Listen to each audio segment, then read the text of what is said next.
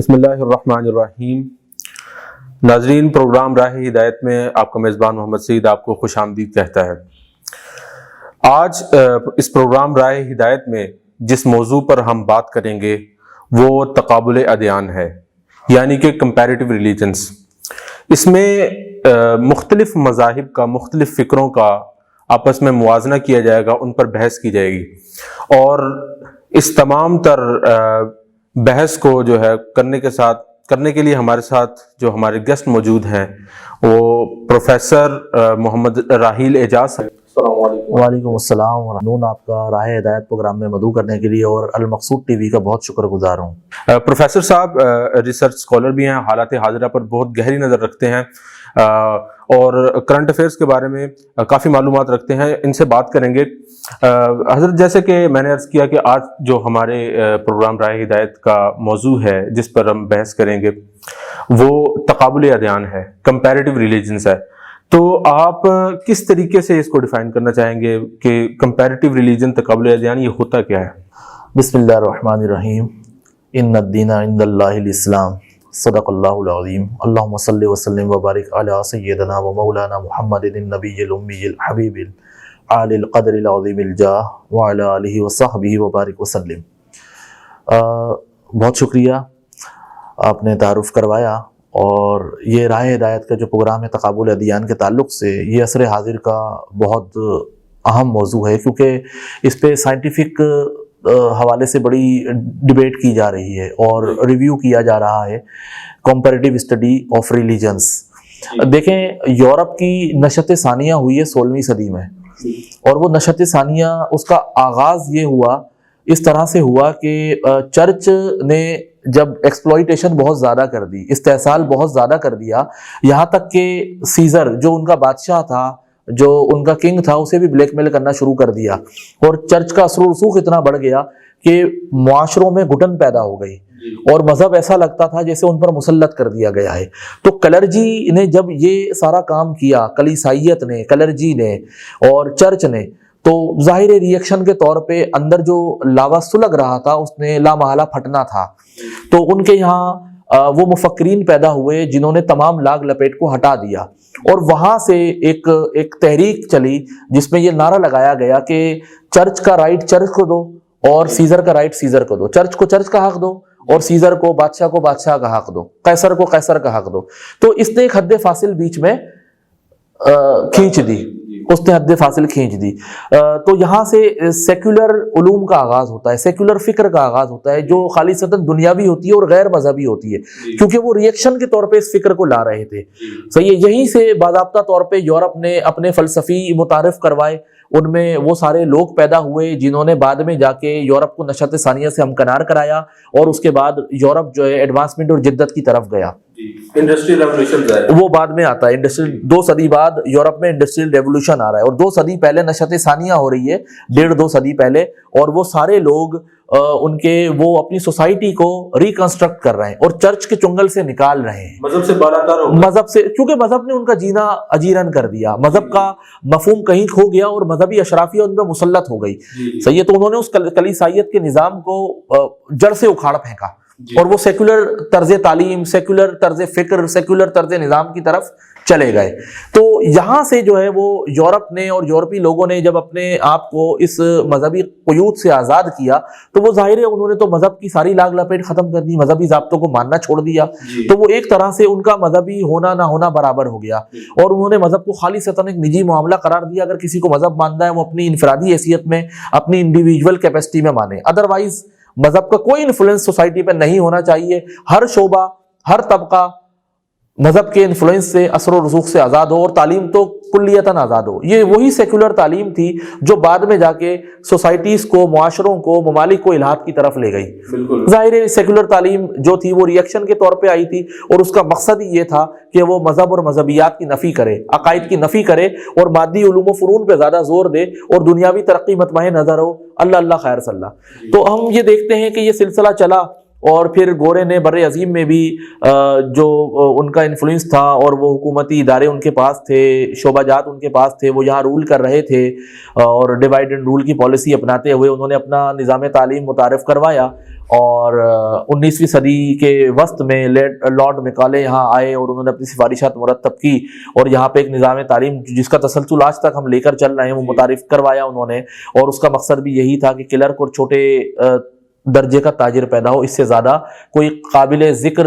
شخصیت پیدا نہ ہو، کوئی بڑا دماغ پیدا نہ ہونے پائے، تخلیقی اذہان پیدا نہ ہو۔ دوسری بات یہ کہ وہ جو اکبر اللہ باری نے کہا تھا کیا خبر تھی کہ چلا آئے گا الہاد بھی ساتھ، کہ جو تعلیم ہے ہمیں کیا خبر تھی کہ یہ منکر خدا بنا دے گی، منکر دین بنا دے گی۔ صحیح ہے، صرف منکر خدا و منکر دین ہی نہیں بنایا، منکر شریعت ہی نہیں بنایا، منکر تہذیب بنا دیا، منکر ثقافت بنا دیا، منکر اقدار بنا دیا۔ آپ اسے آزادی کہہ رہے ہیں، میں اسے بے لگامی سے تعبیر کرتا ہوں۔ لیکن آزادی بری چیز نہیں ہے، آزادی تو ہمارے اسلام کا فلسفہ ہے۔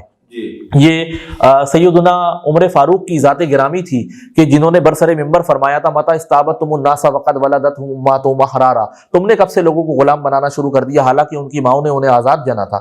تو حریت تو اسلام وہ فکر عطا کرتا ہے کہ تمہیں حر پیدا کیا گیا، آزاد پیدا کیا گیا، جس کے لیے اقبال نے کہا ہزار کام ہے مردان حر کو دنیا میں، انہی کے ذوق عمل سے ہیں امتوں کے نظام۔ تو آزاد فکری تو انسان کو کامیابی کی طرف لے کر جاتی ہے، لیکن بے لگامی بری چیز ہے۔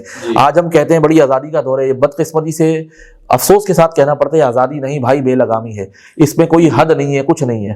تو یہ ایک سلسلہ ہے۔ اچھا، بہت خوبصورت طریقے سے جو ہے وہ تقابل ادیان کی بنیاد پر جو ہے پروفیسر صاحب نے روشنی ڈالی ہے۔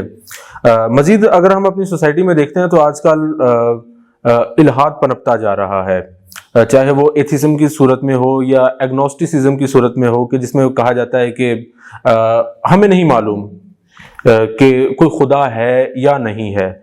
تو اس تمام تر اگر حالات میں ہم دیکھیں تو تقابل ادیان پر مطالعے کی کتنی ضرورت ہے، اور اگر اس پر کیا جاتا ہے مطالعہ، لوگوں کو ترغیب دلائی جاتی ہے، تو کیا مذہب کی طرف لوگوں کا رجحان بڑھ سکتا ہے جو الحاد کی طرف جا رہے ہیں؟ بہت اچھا سوال۔ پہلی بات یہ کہ آپ صحیح کہہ رہے ہیں کہ ایک تو سیکولر تعلیم نے ہمیں ہماری مذہبی بنیادوں کو ہلایا، دوسری بات یہ کہ سائنسی ترقی اور مادی ترقی اور ٹیکنالوجی کی برق رفتاری اس عروج پہ پہنچ گئی جہاں پہ ہمیں ایسا لگتا ہے بظاہر کہ ہمیں دین کی الہیاتی فکر کی کوئی ضرورت نہیں ہے، کسی ایسے نظام کو نہیں ہونا چاہیے، ہم خود بہتر سوچ سکتے ہیں، اور ہم زیادہ ریشنل ہو گئے ہیں، ہم زیادہ معقولیت پسند ہو گئے ہیں، عقلیت اس سطح پہ پہنچ چکی ہے جہاں ہم اپنی خود رہنمائی کر سکتے ہیں، ہم اپنی عقل کی بنیاد پر عقل کی غلط ہونے کا فیصلہ کر سکتے ہیں، بالکل صحیح اور غلط ہونے کا فیصلہ کر سکتے ہیں۔ اور یہ مسئلہ میں سمجھتا ہوں آج کے دور کا نہیں ہے، یہ مسئلہ ہر دور میں رہا ہے۔ آپ تاریخ میں یونان کی پرانی اگر تاریخ آپ پڑھیں تو وہاں پہ بھی اس بات پر بحث ہوتی تھی کہ خیر و شر کا پیمانہ عقل ہے یا کوئی اور فکر ہے جو اوپر سے آ رہی ہے، یا فلسفہ ہے، کیا ہے؟ فلسفے سے ہم طے کریں گے کہ خیر اور شر بتائے، پیمانہ طے کرے، یا کوئی الہیاتی فکر یا ڈیوائن اتھارٹی ہمیں بتائے گی، یا وہ فکر بتائے گی کہ خیر و شر کا پیمانہ وہ ہے، یعنی دیوتا یا خدا بتائیں گے، ٹھیک ہے نا؟ وہ دیوتاؤں کو مانتے تھے، ان کی مائتھولوجیز تھیں۔ تو یہ تو بحث جب سے چلی آ رہی ہے، اور ہمارے دور میں چونکہ اس وقت تو اتنی مادی ترقی نہیں ہوئی تھی، آج ترقی اپنے عروج پر ہے، برق رفتاری بہت زیادہ ہے، ہم ٹیکنالوجی کے جس ایرا میں ہیں وہ 5th جنریشن وارفیئر کا دور کہلاتا ہے، جس میں ہر چیز ہمارے نزدیک، ہماری اقدار سے لے کر مذہبیات اور تفکرات اور نظریات، عقائد، معتقدات، یہ پورے سلسلے جو ہے وہ مشکوک ہو جاتے ہیں۔ توبہ نعوذ باللہ، لوگوں کے سامنے مشکوک کیوں؟ دجالی فکر برسر پیکار ہے، اور سوشل میڈیا یہ تمام چیزیں آپ کو حق تک پہنچنے کی راہ میں رکاوٹ ہے۔ ایک صحیح بات، ایک غلط بات، پھر ایک صحیح بات، پھر ایک غلط بات، thesis antithesis, thesis antithesis, بندہ کنفیوز ہو جاتا ہے، وہ حق تک نہیں پہنچ پاتا۔ تو تھیسس اینٹی تھیسس میں الجھ کے آپ صحیح تھیسس تک نہیں پہنچ پاتے۔ سب سے بڑا المیہ یہ۔ دوسری بات یہ کہ الحاد پروان چڑھ رہا ہے، لوگ کہتے ہیں ہمیں ضرورت نہیں ہے کسی ایسی فکر کی، کسی مذہبی نظام کی، عقائد کے نظام کی، اس فکر کی، اور اس کے ساتھ ساتھ لوگ ہر چیز کی لاجک مانگتے ہیں۔ چونکہ ہمارے جتنے بھی دین، دھرم اور مذاہب ہیں، ان کے جو پیشوایان ہیں، میں ابھی قطع نظر اسلام سے بات کر رہا ہوں، وہ مذہب کی کسی بھی عقیدے کی، کسی بھی معاملے کی توجیہ کرنے میں، عقلی توجیہ کرنے میں فیلئر ہوتے ہیں، فیلئر کر جاتے ہیں، ناکام ہو جاتے ہیں، جس کی وجہ سے وہ پورے مذہب کو مسترد کر دیا جاتا ہے۔ دیکھیں، یہ مسئلے کا حل نہیں ہے، ناکام شخصیات ہو رہی ہیں، مذہب ناکام نہیں ہو رہا. بالکل. پہلے درجے پہ میں یہ کہوں گا کہ جتنے بھی دین دھرم مذاہب ہیں بشمول اسلام کے، جو ان کا ماننے والا ہے، سب سے بڑی بات تو یہ کہ وہ خدا کو مانتا ہے اور خدا کے دیے ہوئے کسی نہ کسی الہیاتی فکری نظام کو مانتا ہے، تو وہ ایک آس سے جڑ جاتا ہے، ایک ایسی اتھارٹی سے جڑ جاتا ہے جو اندیکھی ہے لیکن وہ تمام قوتوں کا سرچشمہ ہے اور وہ سپریم پاور رکھتی ہے. تو اس کو کم از کم اپنے تمام دکھ دردوں کا مداوا جو اس کا نہیں ہو پاتا، اس کی آس بن جاتی ہے کہ کوئی ہستی ایسی ہے جس کی طرف میں جڑ جاؤں گا تو میرا معاملات کا، میرے مسائل کا، میری الجھنوں کا مداوا ہو جائے گا، میرے سوالات کا تو حل مجھے مل جائے گا. پہلی بات تو یہ کہ ایک تو یہ کہ مذہب ایک بہت بڑی آس ہے، ایک بہت بڑی ڈھارس ہے. عقیدہ جو ہے وہ آپ کو خودکشی کرنے نہیں دیتا کبھی، کیونکہ آپ کے پاس کوئی بھی دین دھرم مذہب کا ماننے والا ہے، اس کے پاس دعا کا ہتھیار موجود ہے. وہ مناجات کی صورت میں، دعا کی صورت میں، پرارتھنا کی صورت میں، پرے کی صورت میں وہ اس ہستی کی طرف رجوع کرتا ہے اور کم از کم وہ اپنی فرسٹریشن اس کے آگے رکھ دیتا ہے اور کہتا ہے کہ تو حل کروا، میں تو قاصر ہوں، میں نہیں کر سکتا، میں ناکام ہو گیا. تو کم از کم ایسا بندہ انتہائی اقدام اٹھانے سے پہلے اس ہستی سے جڑنے کی کوشش کرتا ہے. لیکن بات یہ ہے کہ اس ریشنلزم کے لاجیکل دور کے اندر ہم کیسے مذاہب کی انٹرپریٹیشنز کریں، سوال یہ پیدا ہوتا ہے. اب اسی تناظر میں ہمیں کمپیریٹیو اسٹڈی آف ریلیجنز کی ضرورت پڑتی ہے کہ آئیں ہم تمام مذاہب کو، تمام ریلیجنز کو ریویو کریں اور ہم یہ دیکھیں کہ کون سا مذہب یا کون سا دین اور دھرم ایسا ہے کہ جو عصر حاضر کے تقاضوں کو، موجودہ دور کے انسانوں کی مقتضیات کو اور ان کی عقلوں اور ان کے دلوں کو مطمئن کرنے کی پوری صلاحیت رکھتا ہے اور جسے آگے جانے کے قابل ہونا چاہیے تا صبح قیامت وہ جائے. تو یہاں سے پھر ہم اپنی اسٹڈیز کا آغاز کرتے ہیں اور ہم یہاں موازنہ کرتے ہیں، مقابلہ کرتے ہیں دوسرے ادیان کا، مختلف ادیان سے، تاکہ ہم کسی صحیح آفاقی اور عالمگیر دین تک پہنچ سکیں. جی، علامہ صاحب نے بہت خوبصورت طریقے سے اس چیز پر روشنی ڈالی ہے کہ ہمارے معاشرے میں یا آج کل کسی بھی معاشرے میں تقابل ادیان پر مطالعے کی کتنی ضرورت ہے، اور خاص طور پر نوجوانوں میں اس چیز کی اسٹڈی کی بہت زیادہ ضرورت ہے، تاکہ وہ اپنی عقل سے بھی جو اللہ تعالیٰ نے جو ادیان نازل فرمایا، چاہے وہ اسلام سے پہلے کے ادیان ہے یا اسلام ہے یا دیگر جو فکری ہماری جو چیزیں ہیں، ان میں وہ خود موازنہ کریں کہ کون سی چیز جو ہے وہ عقل کو زیادہ پسند آتی ہے، کون سی چیز فہم کو زیادہ پسند آتی ہے. ابھی وقت ہو چاہتا ہے ایک بریک کا، انشاءاللہ بریک کے بعد پھر حاضر ہوں گے اور یہیں سے اپنی بحث کا آغاز کریں گے. ہمارے ساتھ جڑے رہیے گا. محترم ناظرین، السلام علیکم. جیسا کہ آپ جانتے ہیں، المقصود ٹی وی کی کوشش ہے کہ ہم زندگی کے ہر شعبے میں عوام الناس کی رہنمائی کر سکیں. ہمارے عہد کا ایک بڑا مسئلہ بیماریاں اور ان کا مہنگا ترین طریقہ علاج بھی ہے. ہمارا پروگرام طب اور نباتات اسی سلسلے کی کڑی ہے، تو دیکھتے رہیے ہمارا پروگرام طب اور نباتات ہر بدھ شب 7 بجے.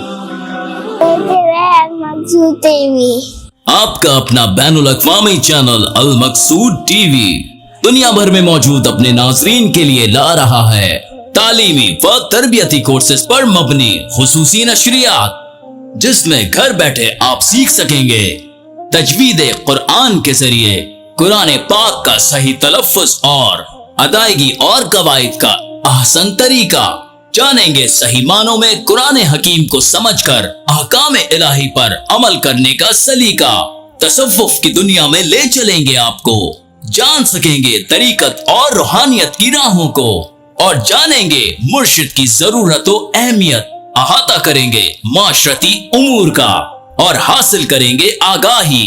اسلامی معاشرے کے فوائد اور نفاذ کے متعلق سیکھیں گے اپنے ریاستی قوانین اور جانیں گے اپنے بنیادی حقوق. اسکاؤٹنگ کے ذریعے کریں گے اپنا دفاع مضبوط اور ادا کریں گے انسانیت کی خدمت کا عظیم فریضہ. ثابت کریں گے خود کو ذمہ دار شہری. سیکھتے رہیں اور دیکھتے رہیں المقصود ٹی وی. ویلکم بیک ناظرین. پروگرام راہ ہدایت میں ایک دفعہ پھر آپ کو خوش آمدید کہتے ہیں. تو ہماری جو بحث چل رہی تھی وہ تقابل ادیان کے ٹاپک پر آج کل مطالعے کی ضرورت پر تھی. اس بارے میں مزید ہم پروفیسر صاحب سے جانیں گے کہ آج کل ہمارے مدارس میں کمپیریٹیو ریلیجن پہ زیادہ اسٹڈی نہیں کی جاتی. آج کل جو ہمارے مخصوص کچھ 6 سال یا 8 سالہ جو عالم کورس کروایا جاتا ہے، اس کے بعد جب ایک نکلتا ہے ایک عالم, تو اس کی کمپیریٹیو ریلیجن پہ کوئی خاص اسٹڈی نہیں ہوتی. تو اس معاملے میں آپ کیا سجیسٹ کرنا چاہتے ہیں کہ ان کو خود یہ اسٹڈی کرنی چاہیے یا مدارس کو اپنے نظام کا حصہ اسے بنانا چاہیے خاص طور پہ, کیونکہ آج کل نوجوان نسل ایسی ہے کہ وہ سوال کو دباتی نہیں ہے, وہ سوال کرتی ہے. تو ہماری جو آج کل ہم دیکھتے ہیں ہماری مساجد میں جو ہمارے خطبہ ہوتے ہیں یا اکثر جو علماء بھی ہوتے ہیں, جو فقیہ تک, وہ نوجوانوں کے ان سوالات کا جواب نہیں دے سکتے. تو اس صورت میں ہمیں نظام کو کس نہج پر بدلنے کی ضرورت ہے؟ دیکھیں مسئلہ یہ ہے کہ میں تو یہ کہوں گا کہ مدارس ہوں یا یونیورسٹیز ہوں, مدارس ہوں یا جامعات ہوں, انہیں ایک ڈسپلن لازمی شامل کرنا چاہیے اپنے تعلیمی تسلسل میں, کمپیریٹیو اسٹڈی آف ریلیجنس کا, تاکہ آپ تقابل ادیان کے تعلق سے جو آپ کے اپنے ملک کے اندر, دیکھیں پاکستان ایک کثیر الثقافتی, کثیر اللسانی, کثیر المسلکی اور کثیر الجہتی ملک ہے. صحیح ہے, یہاں پہ بہت سارے دین دھرم مذاہب پائے جاتے ہیں, بہت زیادہ ڈائیورسٹی ہے یہاں پہ, تنوع ہے. اس تنوع اور اس تنوع کی ایکسیپٹیبلٹی جب ہوگی جب اس کا شعور آپ کو تعلیمی اداروں اور درس گاہوں سے ملے گا. ٹھیک ہے نا, مدارس بھی یہ شعور دیں اور ڈسپلن کے طور پر یہ چیز اپنے طلباء کو سکھائیں, پڑھائیں, اور جامعات بھی اس کی تعلیم دیں. اس سے دیکھیں مسئلہ سارا یہ ہے کہ جو معاشرے کے اندر آپ کسی بھی غیر مذہب کے کسی فرد سے ملتے ہیں تو ایک اجنبیت سی محسوس ہوتی ہے, آپ بات کرتے ہوئے ہچکچاتے ہیں. دوسری بات یہ کہ ایک دبیز حجاب ہے وہ ایک آڑے آ جاتا ہے. اس حجاب کو ڈائلیوٹ کرنے کی ضرورت ہے. دیکھیں اختلاف الگ شے ہے, مخالفت الگ شے ہے. صحیح ہے, بحیثیت انسان ایکسیپٹ کرنا ایک الگ بات ہے, بات دیگر ہے, اور کسی کو مذہبی معتقدات کے ساتھ اپنانا یا اس کی ہاں میں ہاں ملانا یہ ایک الگ بات ہے. اس کا تو کوئی بھی مذہب نہیں کہتا. ہم اگر کسی دوسرے مسلک کی, مکتب فکر کی یا کسی بھی دھرم مذہب کی بات سنتے ہیں یا ان کے لوگوں سے ملتے ہیں تو ہمیں ان سے کھل کر بات کرنی چاہیے. ان کے بھی کچھ سوالات ہوتے ہیں, ہمیں اس کے جوابات دینا چاہیے, ان کی تسلی تشفی کرنی چاہیے. بحیثیت مسلمان ہم ایک دین کے دعوے دار ہیں, ان دین عند اللہ الاسلام, بے شک اللہ کے نزدیک دین اسلام ہے. اور اسلام دین کہتے ہی اسے ہیں جو مکمل ضابطہ حیات رکھتا ہو, ہر شعبے ہر گوشے پر حاوی ہو, اور اس کی تعلیمات صرف مخصوص چیزوں تک یا جملہ مذہبی مراسم تک محدود نہ ہو, بلکہ ٹاپ ٹو باٹم ہر معاملے میں, ہر شعبے میں, ہر کیٹیگری میں, ہر فیکلٹی میں, ہر نہج, ہر منزل, ہر سطح پر اس کے لیے تعلیمات موجود ہوں. تو اسلام تو وہ دین ہے اسلام. تو ہمیں تو زیادہ ضرورت ہے اس بات کی. دوسری بات یہ کہ پاکستان کے اندر مسلمان اکثریت میں ہے. صحیح ہے, تو جتنی بھی اقلیت ہیں, وہ عیسائیت ہوں, وہ ہندو برادری ہو, وہ سکھ ہوں, وہ پارسی ہوں, وہ یوں کہہ لیں کہ بہائی ہوں, یا جتنی بھی کمیونٹیز نان مسلم اقلیتیں یہاں بستی ہیں, رہتی ہیں, سہتی ہیں, انہیں کم از کم ہماری طرف سے ایک احساس تحفظ ملے اور ایسا لگے کہ مسلمان ان کی اخلاقی طور پہ سرپرستی کر رہے ہیں. دیکھیں ہمیں تو تالیف قلب بھی کرنی ہے, ہمارا اسلامی رواداری کا کھل کے اظہار ہو, ان کی تالیف قلب ہو, وہ ہمارے قریب آئیں, یہ راستے کے بیریئر ہٹیں اور ان میں اسلام کی تعلیمات کا شعور عام ہو, اور ان کو سمجھ میں آئے کہ ہم جن مذاہب اور دھرم کو فالو کر رہے ہیں وہ جملہ مذہبی مراسم تک محدود ہیں, جبکہ اسلام ایسا نہیں ہے. ایک مومن, ایک مسلمان ہر کام, ہر عمل عبادت بن سکتا ہے. بات کانسیپٹ کی ہے, اس کو کلیئر کیا جائے, آفاقیت کی ہے, جو یونیورسلٹی اسلام کے اندر ہے وہ کسی کے اندر بھی نہیں ہے. آپ دیکھیں اسلامی فقہ کو اگر آپ مطالعہ کریں, اسلامی قانون کا آپ مطالعہ کریں, اسلامک جورسپروڈنس کا, تو آپ کو اندازہ ہوگا کہ کس حد تک لچک موجود ہے, کتنی رعایتیں موجود ہیں, اور فروعات کے اندر کس حد تک شریعت نے ہمیں آزادی دی ہے. اور ہم شریعت کے تابع رہتے ہوئے, خدائی احکام کے دائرے میں رہتے ہوئے, شارع کے منشا کے مطابق اپنے تمام کام انجام دے سکتے ہیں. یہ چیز تو کسی دین دھرم مذہب کے اندر موجود نہیں ہے. ان کے یہاں تو یہ تعلیمات ہی نہیں ہے. وہ تو صرف خدا کو مان لو, جملہ چیزوں کو مان لو, مذہبی مراسم کو ادا کر لو, انف, یہ آپ کی بس, اور پرے کر لی آپ نے, مناجات کر لی, پرارتھنا کر لی, وغیرہ وغیرہ, اور معاملہ ختم ہو گیا. اسلام یہ نہیں. اسلام کا تو جو سلسلہ ہے ایک پورا نظام فکر, پورا ایک نظام معتقدات, معاملات, اخلاقیات, عبادات, اور سب سے بڑھ کر انسانیت اور بھرمنصاحت.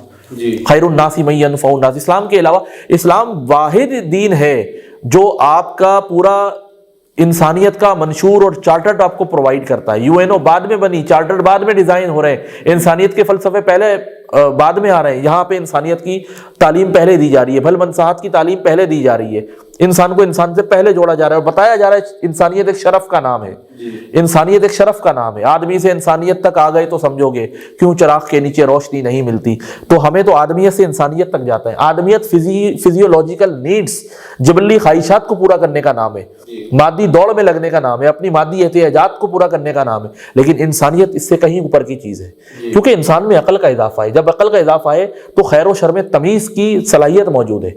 لیکن پھر میں ایک بات کہوں گا کہ یہ بات کہ عقل طے نہیں کرے گی کہ خیر اور شر کا پیمانہ کیا ہے, کیونکہ انسانی عقل محتاج ہے, وہ بائزڈ ہے, وہ جانبدار ہے, وہ اپنے ماحول کی پروردہ ہے, وہ اس سے آزاد نہیں ہو سکتی. تو طے وہ کرے گا جو فاطر السماواتی والارض ہے, جو ہماری فطرتوں کا خالق ہے, جو ہمارا نباز فطرت ہے, خالق فطرت ہے, وہ طے کرے گا کہ خیر کیا ہے اور شر کیا ہے. کیونکہ مشرق اور مغرب کی عقلیں ایک پیمانے پہ کبھی متفق نہیں ہو سکتی, معیار ہمیشہ جدا رہیں گے. تو طے وہ اتھارٹی کرے گی جس نے ہمیں بھی بنایا, ہماری فطرتوں کو بھی بنایا, ہماری طبیعتوں کو بھی بنایا, ہمارے مزاجوں کو بھی بنایا. تو کمپیریٹیو اسٹڈی آف ریلیجن اس لیے بھی ضروری ہے کہ آپ ایک سوسائٹی میں, ایک معاشرے میں رہتے ہوئے دوسری اقوام, ادیان, مذاہب اور دھرم کے لوگوں کی ایکسیپٹیبلٹی کو یقینی بنائے, ممکن بنائے. ادروائز آپ قومی سطح پر بھی کامیاب نہیں ہو سکتے. اور اہل علم اور اہل دانش کی یہ بڑی ذمہ داری بنتی ہے کہ اپنی نوجوان نسل کو جامعات میں, درس گاہوں میں اس ڈسپلن کی تعلیم دیں اور انہیں یہ بتائیں کہ اسلام کی آفاقیت اور عالمگیریت کو آپ دوسرے مذاہب کے سامنے کس طرح اجاگر کر سکتے ہیں اور کس طرح ان کو اپنے قریب لا سکتے ہیں, اور ان کے بارے میں بھی پتہ ہو کہ وہ کس سطح پہ کھڑے ہوئے ہیں اور ان کا دائرہ کار کیا ہے, ان کا نظام فکر کیا ہے. تو یہ تقابل ادیان کے ذریعے ہی ممکن ہے, کوئی اور راستہ تو ہمارے پاس نہیں ہے کہ اس کو علمی انداز میں ہم لے کر چلیں. جی, علامہ صاحب نے بہت خوبصورت طریقے سے اس چیز کو بیان فرمایا کہ آج کل ہمارے جو ادارہ جات ہیں, تعلیمی ادارے ہیں, چاہے وہ مدارس ہوں یا جامعات ہوں, تو ان میں تقابل ادیان کی کس قدر ضرورت ہے. کیونکہ اسلام ایک مکمل ضابطۂ حیات ہے, اور اس میں سیاسی نظام ہو, چاہے معاشی نظام ہو, چاہے ہمارے معاشرتی نظام ہو, آئلی زندگی سے جو متعلقہ اصول ہیں, ان تمام پر اسلام نے گفتگو کی ہے. اور کوئی بھی ایسا نظام, کوئی بھی, چاہے وہ کوئی غیر مذہبی کوئی فکر ہو یا کوئی اسلام کے علاوہ دوسرا مذہب ہو, وہ ان تمام چیزوں پر محیط نہیں ہے. اور ہمیں تقابل ادیان پر سٹڈی کرنی ہے, اور اس معذرت خواہانہ رویہ جو ہمارے اندر اسلام کو لے کر پایا جاتا ہے, اس سے باہر نکلنا ہے. اچھا علامہ صاحب, آج اگر ہم اپنے ارد گرد نظر دوڑائیں تو کچھ لوگ جو تقابل ادیان پر سٹڈی کرنا چاہتے ہیں, تو ان کو کبھی کبھار یہ کہہ کر بھی منع کر دیا جاتا ہے کہ اس کو سٹڈی نہ کرو, یہ تمہیں گمراہ کر دے گا. تو یہ بات اگر کسی حد تک دیکھیں تو یہ صحیح بھی ہو سکتی ہے.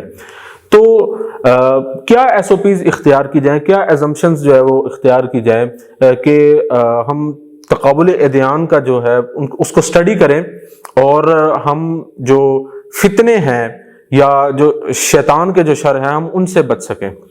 دیکھیں سعید بھائی, پہلی بات تو یہ کہ آپ آج کسی کو روک نہیں سکتے. اینڈرائڈ موبائل سب کے ہاتھ میں ہے, اور نیٹ کی دنیا سے سب کی کنیکٹیوٹی ہے. تو آپ لاکھ ان کو سمجھاتے رہیں تو یہ ساری نصیحتیں بے سود ہیں, کیونکہ جس نے جانکاری اور معلومات حاصل کرنی ہے وہ تو کر لے گا. یہ بات آپ کی صحیح ہے کہ صحیح سمت میں نشاندہی ہونی چاہیے, اور ان کے لیے ہم لاہے عمل اور ایکشن پلان ہم وضع کریں, اور انہیں یہ بتائیں, ایس او پیز بتائیں کہ بھائی یہ وہ معیار ہے کہ اس پہ چلتے ہوئے, عمل کرتے ہوئے آپ سلامتی فکر کے ساتھ تقابل ادیان کر سکتے ہیں. کیونکہ اپنا ایمان بچانا اور اپنے ایمان اور اسلام پر وسوسہ اندازی سے خود کو بچنا, یہ زیادہ ضروری ہے. تو ظاہر ہے وہ ہمارے علماء اور فضلاء اور جامعات کے جو ماہر مدرسین ہیں, وہ پہلے اسلام کی آفاقیت, جامعیت اور عالمگیریت اتنی اچھی طرح ذہنوں میں راسخ کر دیں, جب وہ دوسرے دین دھرم کا مطالعہ کریں تو ان پر وہ چیز اس طرح اثر انداز نہ ہو. دوسری بات یہ کہ تقابل ادیان کا ایک لیول ہے, یہ آپ میٹرک کے بعد نہیں کر سکتے, یا آپ انٹر کے بعد بھی نہیں کر سکتے, یہ گریجویشن کے بعد بھی کسی حد تک آپ اس قابل نہیں ہیں. آپ تقابل ادیان کے لیے اس وقت فیزیبلٹی آپ کی بنتی ہے جب آپ کی اپنے مذہب پر بڑی گہری نظر ہوتی ہے, اور آپ یہ جملہ مدارج طے کر چکے ہوتے ہیں اور ذہنی بلوغت کے اس معیار پہ پہنچ چکے ہوتے ہیں کہ آپ کو پتہ ہوتا ہے جی میرا کھوٹا مضبوط ہے, اب میں جو ہے وہ طائرانہ نظر دوڑا رہا ہوں اور تفصیلی نظر دوڑا رہا ہوں تاکہ میری بنیاد نہ ہل سکے. تو ظاہر ہے یہ تمام چیزیں ملحوظ رکھی جائیں, اور یہی ذہن سازی کی جائے اداروں میں, مدارس میں, جامعات میں, اور ان کو تدریجاً یہ تعلیم دی جائے کہ اسلام کی آفاقیت، جامعیت ان کے ذہنوں میں اچھی طرح راسخ ہو جائے۔ تو علامہ صاحب نے جو ارشاد فرمایا کہ ایس او پیز کون سی اختیار کی جائیں کہ ہمارا جو مطالعہ ہے وہ صحیح سمت میں ہو، تو اس بارے میں اگر علامہ صاحب کے جواب کو میں سمرائز کروں تو وہ کچھ یوں ہوگا کہ ہم پہلے اسلام کے بارے میں اسٹڈی کریں، اسلام کے مزاج کو سمجھیں، اسلام کی فکر کو سمجھیں، اور تمام پہلوؤں سے جب ہم اسلام کو اسٹڈی کر لیں، اسلام کو سمجھ لیں، تو اس کے بعد ہم جو ہے وہ کمپیریٹیو ریلیجنس کی طرف سفر کریں، اس کو جانیں۔ تو علامہ صاحب آج کا جو ہمارا پروگرام تھا، جو ہماری نشست تھی، یہ بہت اچھی رہی، اور امید ہے کہ جو ہماری آڈینس ہے، جو ہمارے ناظرین ہیں، ان کو بھی بہت فائدہ پہنچا ہوگا۔ تو آپ کا بہت میں شکر گزار ہوں کہ آپ نے وقت دیا اور المقصود ٹی وی میں آپ جو ہے تشریف لائے۔ تو انشاءاللہ ایک دفعہ پھر ہم حاضر ہوں گے، اور پھر پروگرام رائے ہدایت میں اس موضوع کے تحت، تقابل ادیان کے تحت ایک دفعہ پھر گفتگو ہوگی، اور اس وقت تک کے لیے اپنے میزبان محمد سعید کو دیجیے اجازت۔ اللہ حافظ۔